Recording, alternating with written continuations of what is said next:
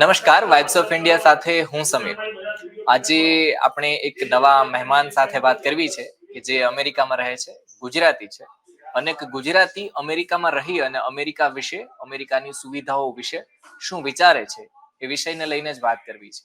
અને સૌથી પહેલા જે આપણે ગંભીર વાત કરવી છે એ વિષય ઉપર છે, કારણ કે આપણે સુરતમાં તક્ષશિલા જોયો છે, વડોદરાની અંદર આપણે હર્ડિંગ કાંડ જોયો છે, મોરબીની અંદર પુલ દુર્ઘટના જોઈ છે, રાજકોટમાં આપણે જે જોયું હતું હમણાં થોડા દિવસો પહેલા જે બનાવ બન્યો હતો કે જેમાં 27 લોકોના જીવ ગયા હતા અને એ ભડથું થઈ ગયા હતા.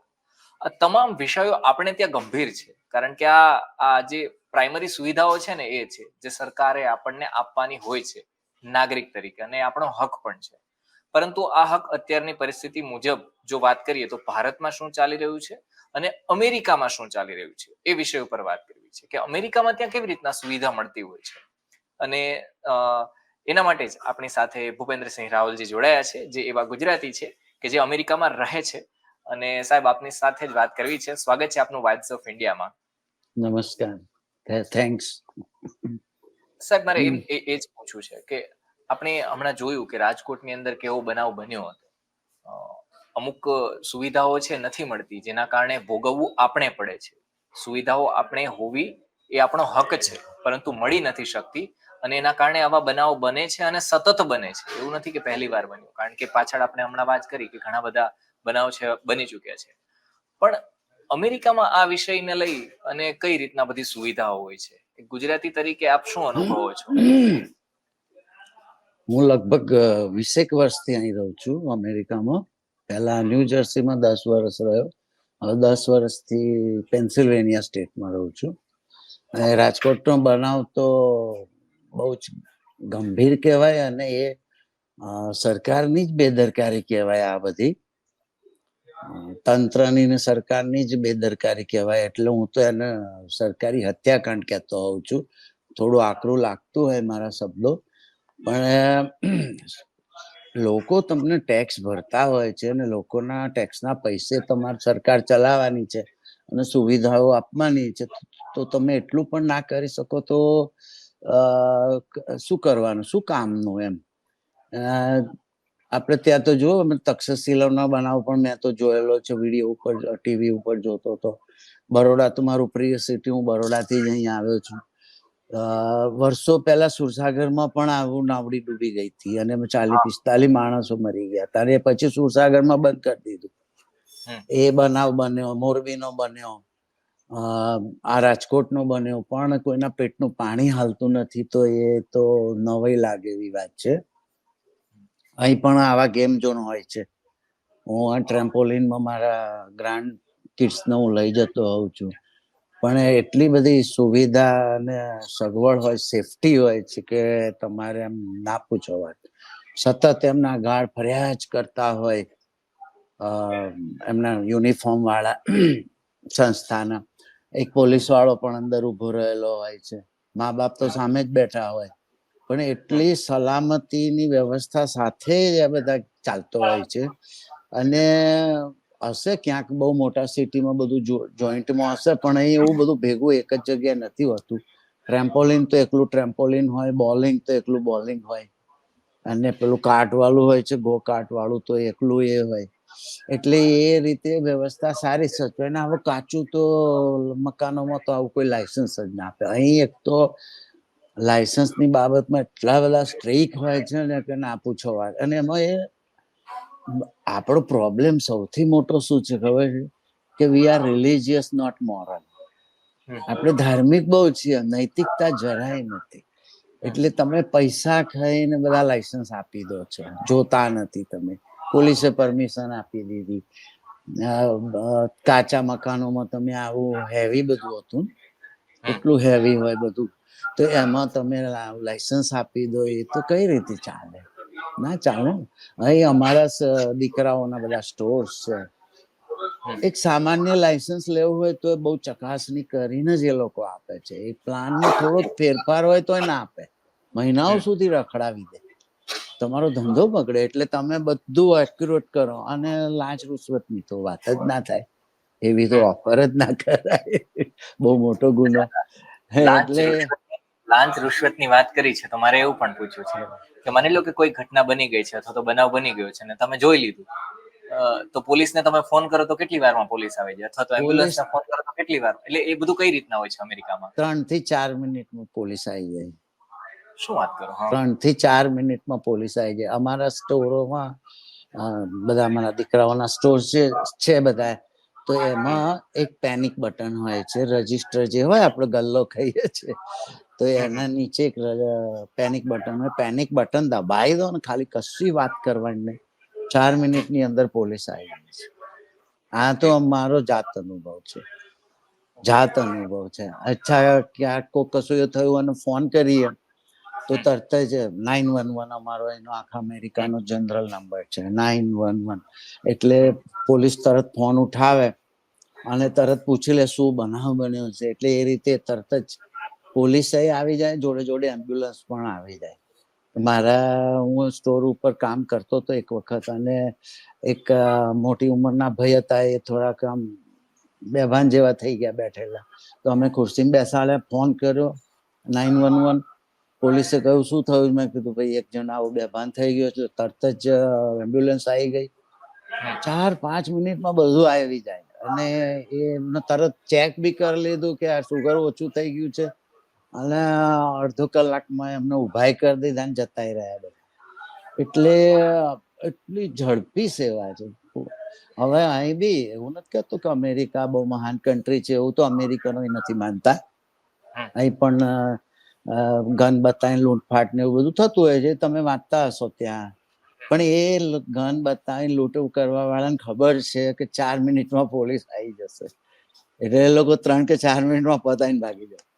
અચ્છા. એટલે બહુ સેફટી હોય છે. અને આ બાળકોની આ ક્ષેત્રમાં આપણે કેટલા પાછળ છીએ? હજુ કેટલા વર્ષો પાછળ છીએ આપણે એ સ્ટેજ સુધી તો પહોંચતા, જે અત્યારે અમેરિકા છે? આપણે પહેલું તો પોલીસનું જ વર્તન કેટલું ખરાબ હોય છે. હમણાં જ હું એક જોતો તો વિડીયો, આપણા ગુજરાતનો જ કઈક ભાઈને લક્ઝરીની પાછળ જતા હતા, એમની ગાડીને લોકોએ હેરાન કરીને, અને એ ભાઈએ બધા ફોન કર્યા, પોલીસ કંટ્રોલમાં કર્યો, નડિયાદ કર્યો, આણંદ કર્યો, પણ કોઈ કશું જ થયું ના. અને પેલી બસ વાળા એમને ધાક ધમકી આપીને જતા રહ્યા. એમની વાઈફ પ્રેગ્નન્ટ હતી, તો એને દરવાજામાંથી બહાર કાઢીને ખેંચીને મારવાની વાતો કરતા હતા. ટૂંકમાં આપણે ત્યાં પોલીસનું જ વલણ બહુ ખરાબ હોય છે. પોલીસથી આપણે લોકો ગભરાઈએ છે. પોલીસને ફોન કરતા ગભરાઈએ, પોલીસ આવે તો ગભરાઈએ. અમેરિકામાં અહીં એટલો ફરક છે કે અહીં પોલીસ આવે એટલે લોકોને શાંતિ થઈ જાય, ચલો હવે ભગવાન આવી ગયા, હવે શાંતિ, આપણે કોઈ ટેન્શન નહીં. પોલીસ આવે એટલે મનમાં રાહત થઈ જાય. આપણે તો પોલીસ આવે એટલે બી જાય, લોકો ડરી જાય. આ બહુ મોટો ફરક છે. મારે સર બાળકોને લઈને પણ વાત કરવી છે, કારણ કે અહીંયા કેવું હોય કે આપણે જે વાલીઓ હોય એ એક સોસાયટીમાં રહેતા હોય, અને બાળકો છે એ બાજુની સ્કૂલમાં ભણવા જતા હોય, તો એવું કરે કે એક જ રિક્ષામાં બધા જે વાલીઓના બાળકો હોય એ બધા બેસે, અને પછી ત્યાં સ્કૂલમાં મૂકી આવે, અને એ પેલા ગાડરિયા હોય ને એની જેમ ભરાયેલા હોય, મતલબ ઓટો રિક્ષામાં બેસાડવાના કેટલા હોય ને બેસાડી દે કેટલા બધા. અને આ બહુ બનાવ છે, ધ્યાને નથી લેવાતા, કારણ કે આમાં જયારે અકસ્માત થાય ત્યારે ખબર પડે. અને ત્યારે હમણાં તો થોડા સમય પહેલા સીસીટીવી વિડીયો વાયરલ પણ થયો હતો. એટલે આપણે ત્યાં પરિસ્થિતિ એવી રીતના છે, ત્યાં કેવી રીતના હોય છે? ત્યાં કેવી રીતના ધ્યાન રાખતા હોય છે?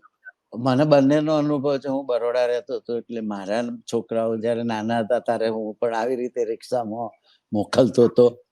એટલે રિક્ષામાં પેલા શું કહેવાય, ઢગલો ભરી દે છોકરાઓ, એટલે એ અનુભવ છે. અહીંયા ગાડી એવી રિક્ષાઓમાં તો હોતું નથી. અહીં એવું હોય, બાળકને સ્કૂલમાં મૂકવા જવું હોય તો કાં તો તમારી પોતાની કારમાં મૂકવા જાઓ, અથવા તો સ્કૂલની બસ આવે અને સ્કૂલની વેન આવે. આપણે ત્યાં જેમ અમદાવાદ વડોદરામાં નગર પ્રાથમિક શિક્ષણ સમિતિ સ્કૂલો ચલાવે છે, મ્યુનિસિપાલિટી ચલાવે છે, એમ અહીં પણ મ્યુનિસિપાલિટી ચલાવતી હોય છે. પણ આપણે ત્યાં મોટા શહેરોમાં જ ચાલતું હોય છે. નાના કસ્બાઓ ગામડાઓમાં બધી પ્રાઇવેટ સ્કૂલો હોય અથવા તો ગ્રાન્ટ વાળી સ્કૂલો હોય. અહીં દરેક જગ્યાએ નાનું ગામ હોય કે મોટું હોય, મ્યુનિસિપાલિટી જ સ્કૂલો ચલાવે, અને સ્કૂલ ડિસ્ટ્રિક્ટ કહેતા હોય છે. આપણે નગર પ્રાથમિક શિક્ષણ સમિતિ કહીએ છીએ. તો બધી એની બસો આવે અને 12મા ધોરણ સુધી બધું ફ્રી છે. સ્કૂલનું એજ્યુકેશન બધું ફ્રી છે. ઓકે. એટલે એની સ્કૂલો અને સ્કૂલોના 3 ભાગ હોય છે. 1 થી 4 ને આ લોકો પ્રાઇમરી સ્કૂલ કહે છે. પછી 5, 6, 7, 8, 4 ધોરણ મિડલ સ્કૂલ કહેવામાં આવે છે અને 9, 10, 11, 12 એ 4 ધોરણ હાઈ સ્કૂલ કહેવામાં આવે છે. એટલે 3 ભાગ પાડી દીધા હોય છે ને ત્રણેય બિલ્ડિંગો અલગ, મેદાનો અલગ, એની બસો બધું સંચાલન થતું હોય. એટલે બસ તમારા ઘરની નજીક આવે એટલે તમારે બસમાં જ બેસાડી દેવાના હોય છે અને છોકરાઓ પણ વ્યવસ્થિત લાઈનબદ્ધ બસમાં બેસે ને જતા રહે. સ્કૂલો બધી સવારે જ ચાલુ થઈ જાય અને 2-3 વાગે બધી ફિનિશ થઈ જાય. આખા અમેરિકામાં સ્કૂલો સવારની જ હોય અને બસો પણ એક જ પ્રકારની હોય છે આખા અમેરિકામાં. બસનું સ્કૂલ બસ જતી હોય ત્યારે તમે એને ઓવરટેક ના કરી શકો.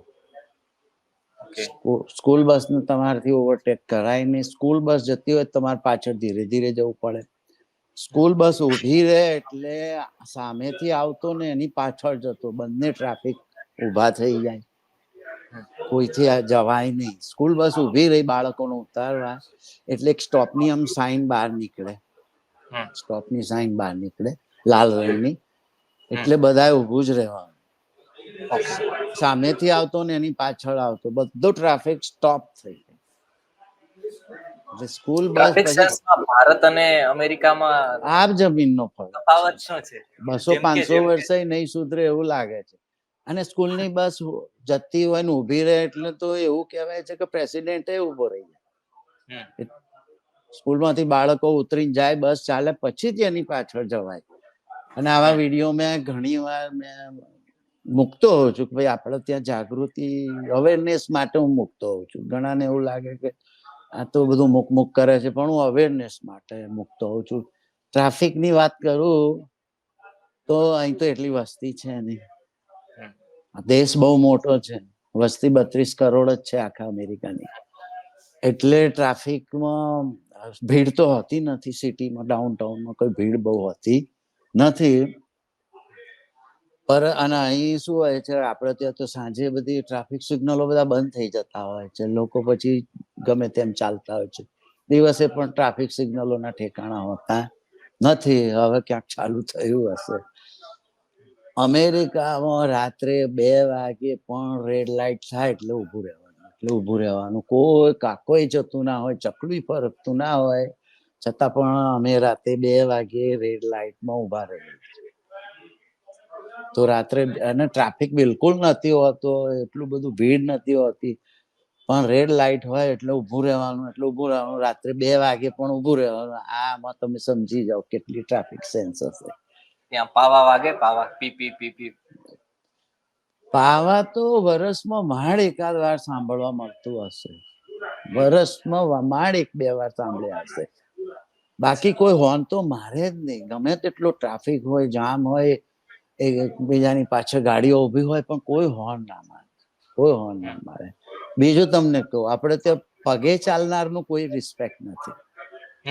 પગે ચાલનારને તો આપણે મરવા નીકળ્યો છે, આપઘાત કરવા નીકળ્યો છે એવું કઈ બૂમો પાડીએ અને એને ગાડી સ્પીડમાં ચલાવીને એને ભગાવીએ, આપણે દોડાવીએ, એવું કરતા. અહીં એવું નથી. પગે ચાલનારનું બહુ જ પહેલું રિસ્પેક્ટ પગે ચાલનારનું. પગે ચાલનાર જતો હોય તો બધો ટ્રાફિક સટાસટ ઉભો થઈ જાય, એને પહેલો જવા દેવાનો. ઇવન માણસની વાત જવા દો, પેલા ડક આવે છે ને બતક, એ બતક જતા હોય ને તો એ 2 બાજુ ટ્રાફિક એકદમ શાંત હોર્ન માર્યા વગર ઉભો થઈ જાય અને એમની લાઈન પૂરી થાય પછી જ લોકો જાય શાંતિથી. એટલે આ બધી સેન્સ તો બહુ વાર લાગશે. સર, આપણે મ્યુનિસિપાલિટીની વાત કરી તો એ મ્યુનિસિપાલિટી કઈ રીતના કામ કરતી? માની લો કે લાયસન્સ લેવું હોય કે બીજું કઈ લાયસન્સમાં તો લાયસન્સો બધા અમારે લેવાના હોય છે. હેલ્થના લાયસન્સ બહુ લેવા પડતા હોય પહેલા જ. ટોબેકોના લાયસન્સ બધા આમ બહુ સહેલેથી મળી જાય. આમાં કોઈ લાંચ રૂશ્વત આપવાની નહીં. પણ એમના જે ધારાધોરણ હોય એ સાચવા પડે. જરા પણ આગું પાછું હોય કે ભાઈ વોશ બેસિન જોઈએ, એના ઉપર નેપકિન પેલા એનું એ જોઈએ, બાથરૂમ ક્લીન જોઈએ, બધું વ્યવસ્થિત જોઈએ. પછી આપણે ત્યાં હેન્ડીકેપ માટે કોઈ એ હોતું નથી. હમ. અહીં દરેક સ્ટોરોમાં, દરેક જાહેર જગ્યાએ હેન્ડીકેપ માટે એ આરામથી જઈ શકે, આવી શકે એવી વ્યવસ્થા હોવી ફરજિયાત છે. હમ.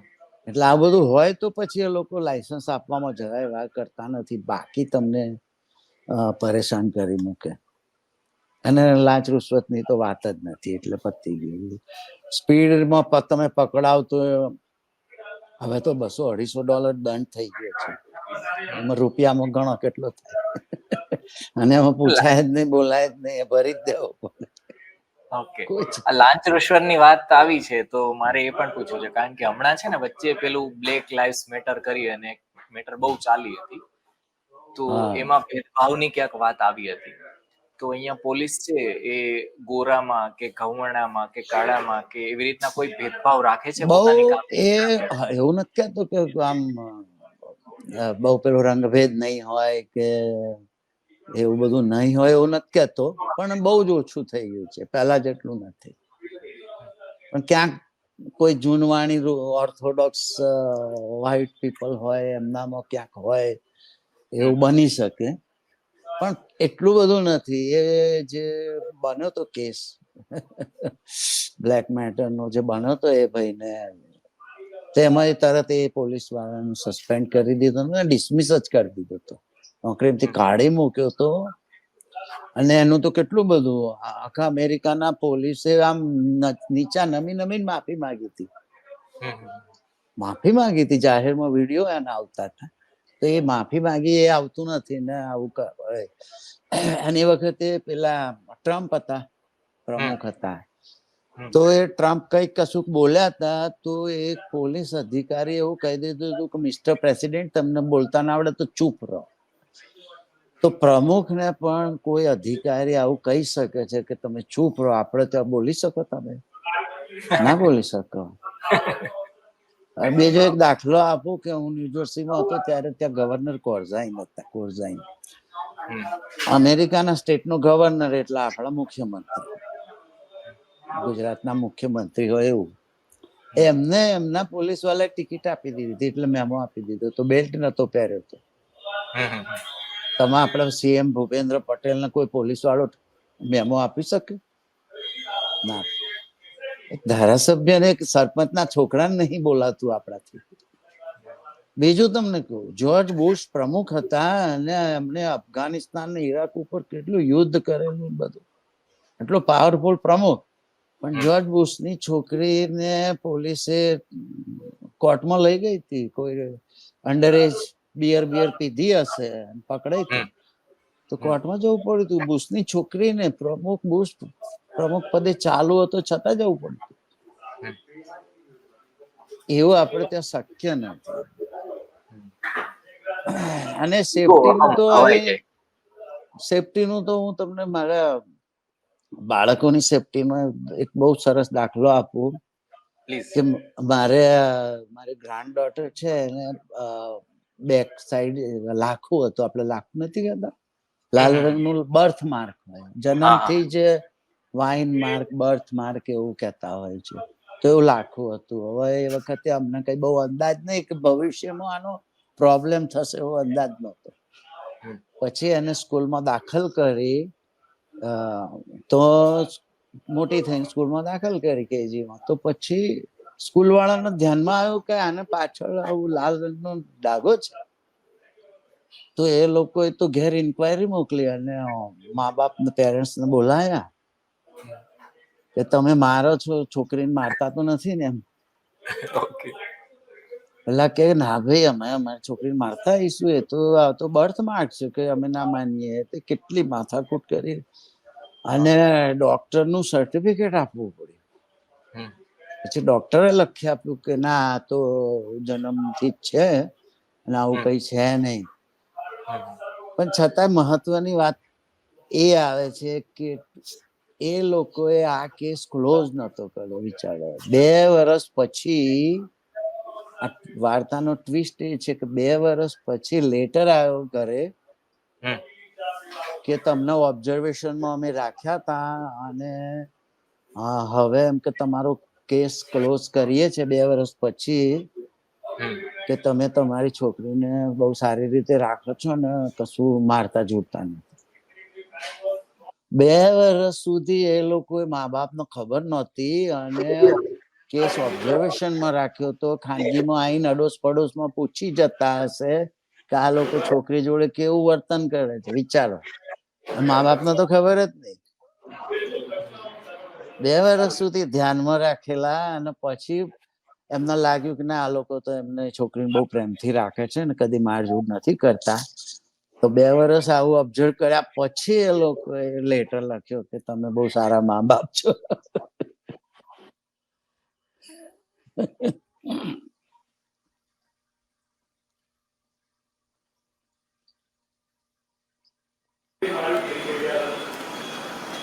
સોરી સર, વચ્ચે ઇન્ટરપ્ટ થઈ ગયું. મારે સર એ પણ પૂછવું છે કે અને જે આપણે એક જ ગુજરાત- મિનિટ આપણે પેલું લેડી ચેટર્જીનું મૂવી બનાવી દીધું, આખું મૂવી બનાવી દીધું. અમેરિકામાં એવું કે છે કે તમે મા બાપ છો, માલિક નહીં. તમે સંતાનોના મા બાપ છો, માલિક નહીં. અહીં બાળકોને મરાય નહીં. સ્કૂલમાં દર 100 છોકરાઓ હોય એક સાયકોલોજી ભણેલો કાઉન્સિલર હોય છે. એને કાઉન્સિલર હોય છે ને એ બધું બાળકોનું ધ્યાન રાખતો હોય. બાળક ચિત્ર જે દોરતું હોય ને એના ઉપર પણ ધ્યાન રાખતો હોય કે આવા ચિત્રો કેમ દોરે છે, કે પ્રોબ્લેમ તો નહીં ઘેર. એટલે ઘેર ટોર્ચર થતું હોય આ તે બધું એ લોકો ધ્યાન રાખે. અને એમને લાગે ને તો બાળકને લઈ જાય, ધરાર લઈ જાય.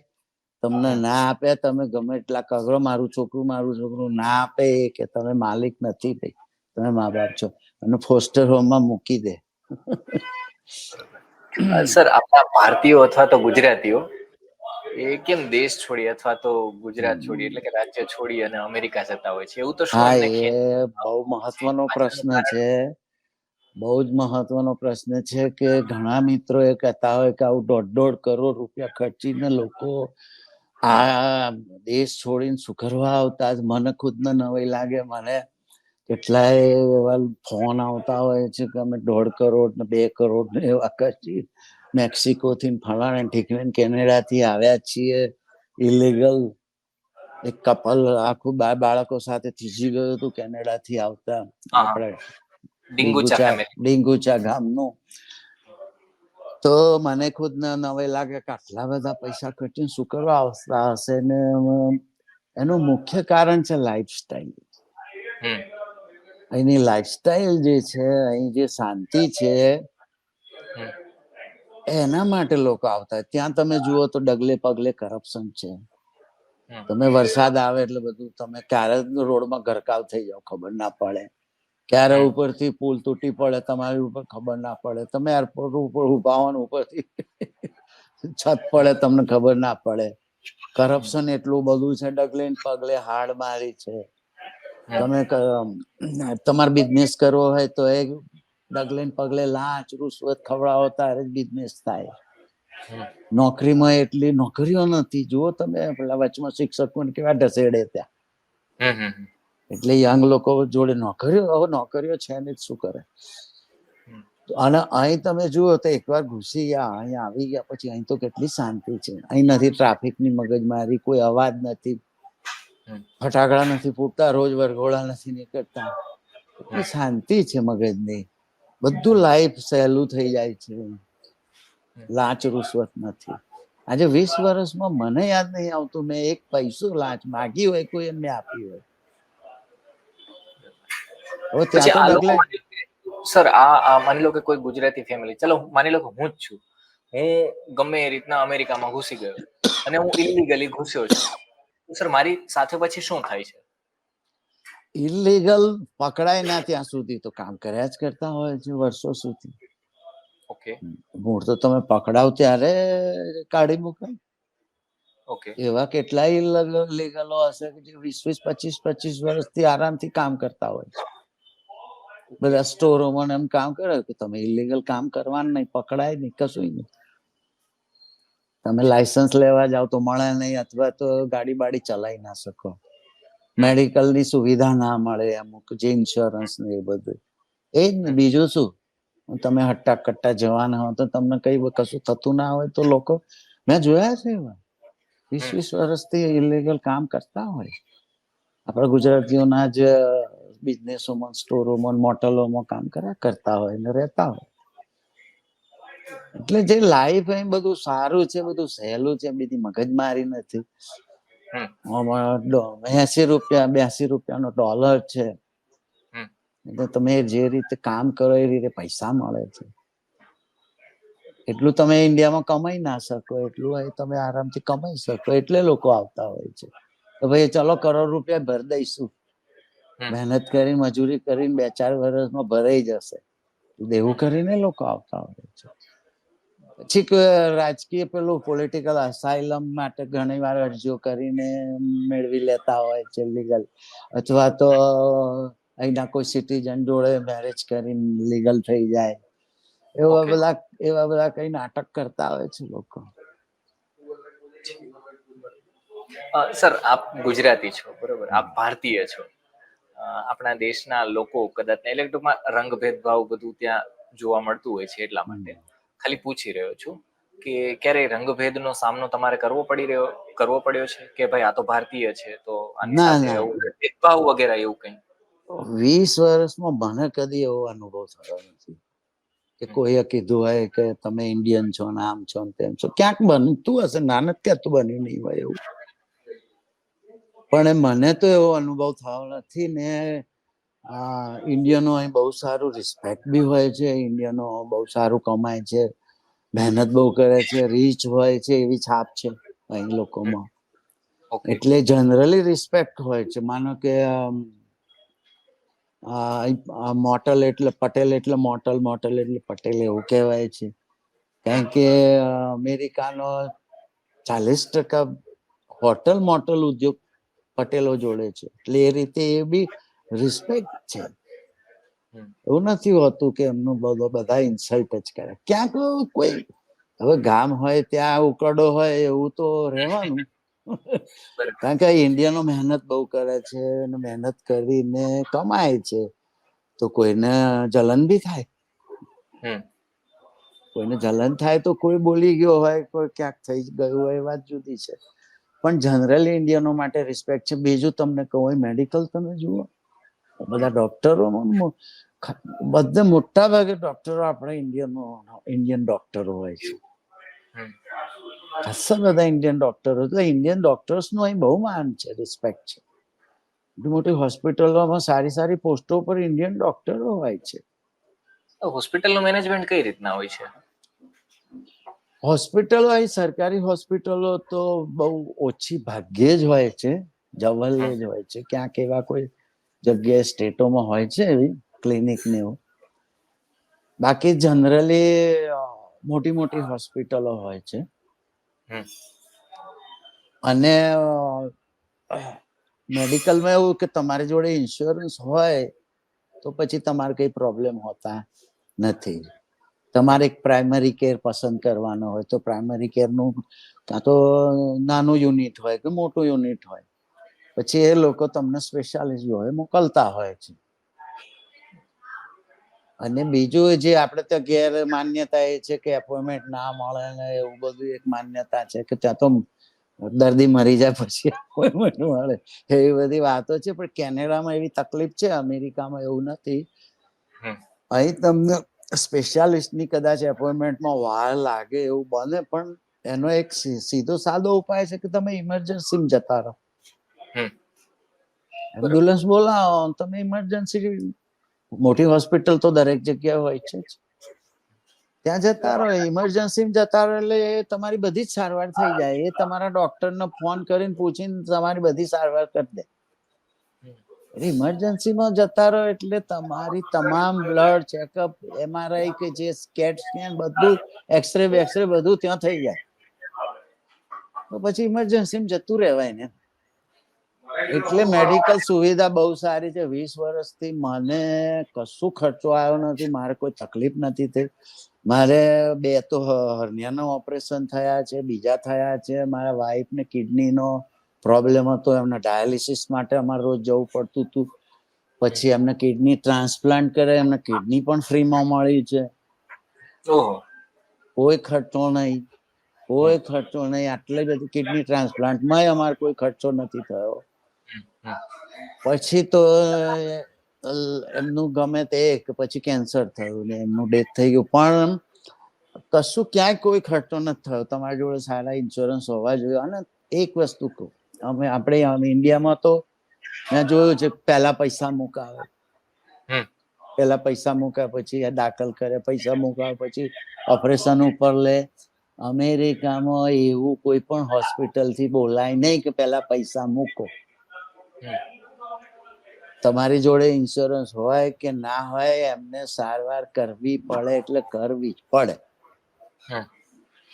એટલે અહીં એક સામાન્ય ગરીબ હોમલેસ માણસની સારવાર અને એક રીચ ધનાઢ્ય બિલ ગેટ્સની સારવાર સરખી જ થાય, હોસ્પિટલમાં જાવ એટલી એવી પ્રેમથી જ થાય. અને મેં તો જાતે અનુભવ્યું, મારે તો હોસ્પિટલોનું બહુ ચાલે.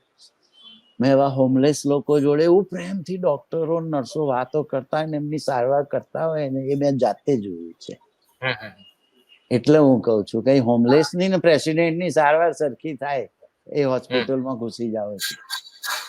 ત્યાંથી પછી વાત પૈસા, જ નથી. હા, પૈસા મગાય જ નહીં કે પૈસા મૂક પછી જ તને લઈશ, એવું નહીં.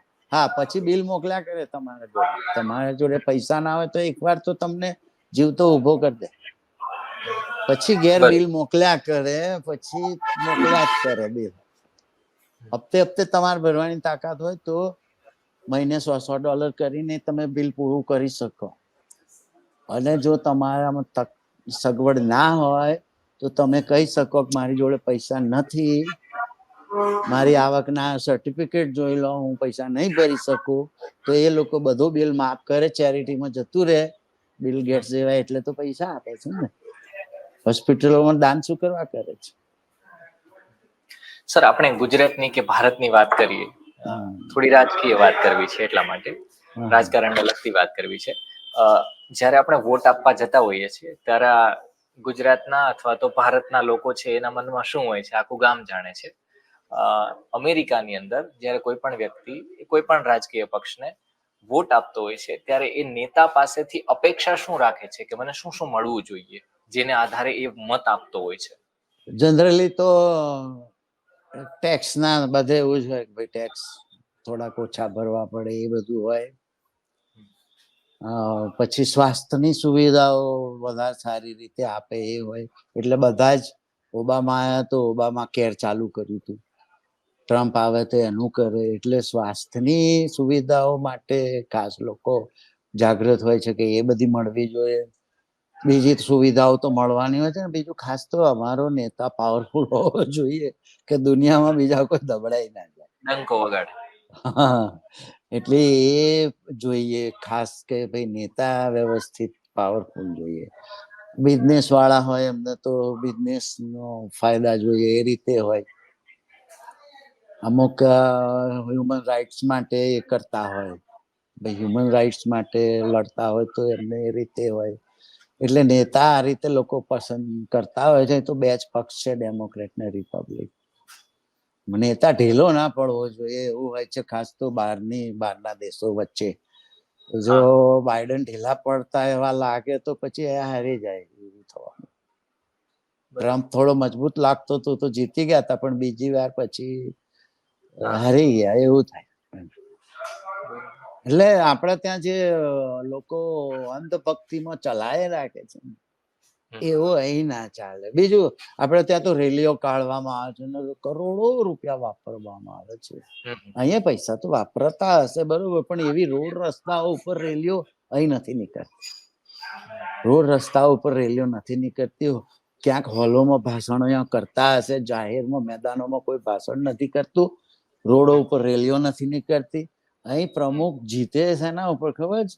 બે પ્રમુખના ઉમેદવારોની જે ડિબેટો થાય છે ને, એ ડિબેટમાં કોણ પાવરફુલ થાય છે, કોણ સારા જવાબ આપે છે, ત્યાં એની જીત થાય છે. આ તમે હમણાં એક ડિબેટ થઈ ગઈ બાઇડનની ને ટ્રમ્પની, એવી ડિબેટો થવાની. તો એ ડિબેટો ઉપર ચૂંટણી થાય છે કે ભાઈ આ પ્રમુખ, લોકો એ જુએ છે કે આ કેવો જવાબ આપે છે. ઢીલો પડે છે. હવે તો એવી ચર્ચા ચાલી રહી છે કે બાઇડન હવે ઢીલા પડ્યા છે તો એને હટાવીને એમની જગ્યાએ બીજા કોઈને ઉભા કરવા, જે કમલા હેરિસને ઉભા કરવા કે એવું કંઈક ચાલી રહી છે વાર્તા. ટ્રમ્પે એટલે કહ્યું ને હમણાં કે આ ભાઈ હમ. શું બોલી રહ્યા છે એ જ મને ખબર નથી પડી રહી. હા એ બહુ વાયરલ થયું છે હા કે એ જ ને. પેલા એમને કહો કે શું બોલે છે ને એ મને સમજાવે, કારણ કે મને સમજાય જ નથી રહ્યું ભાઈ બોલી શું રહ્યા છે.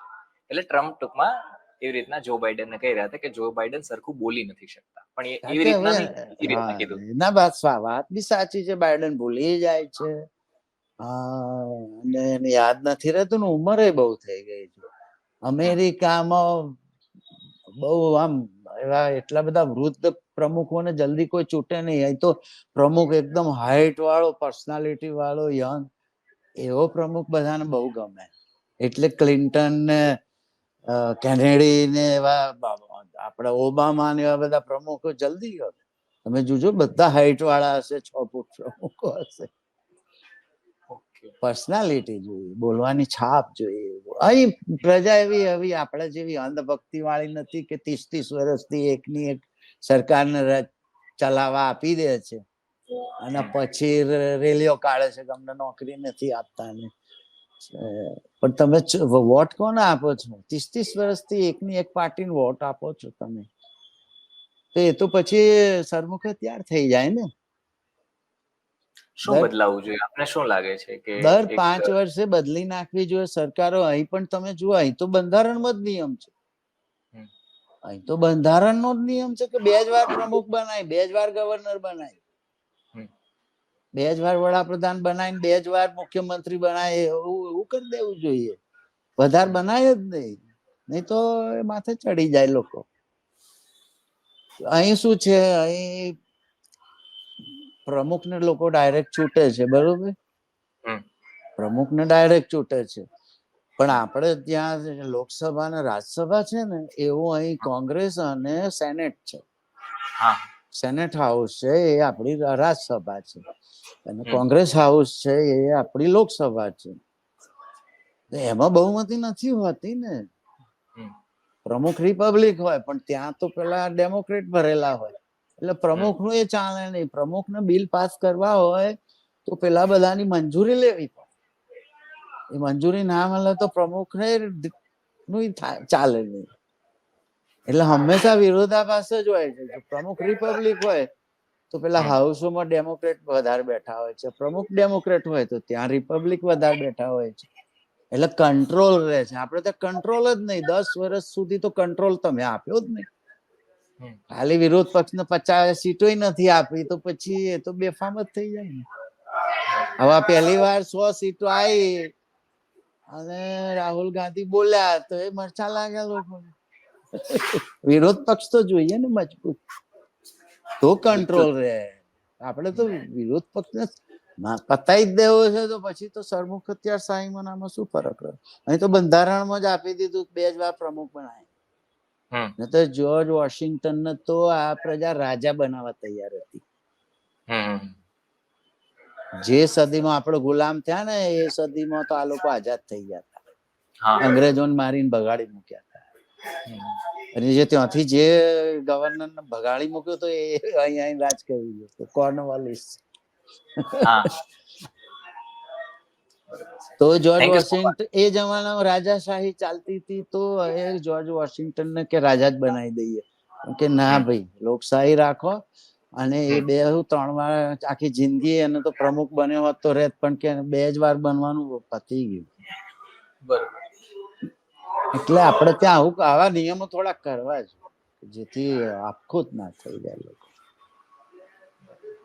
Thank you so much sir કે આપે વાત કરી કે ભારતમાં શિક્ષણ વ્યવસ્થા શું છે, સમાજ વ્યવસ્થા શું છે, ટ્રાફિકના નિયમોને લઈ, સેન્સને લઈ, રાજકારણને લઈ, સુવિધાઓને લઈ, શાળામાં શું શું સેફટી વગેરે હોવી જોઈએ, આ તમામ વિષય ઉપર વાત કરી. અને અમેરિકામાં કઈ રીતના કેમ શું બધું ચાલે છે એ વિષયને લઈ અને વાત કરી, અને એક ચિત્ર ઊભું કર્યું કે બંનેના જીવનની વચ્ચે ફેર શું છે. થેન્ક બહુ you so much fair sir, છે. આપે સમય આપ્યો. Thank you. Thank you so much sir.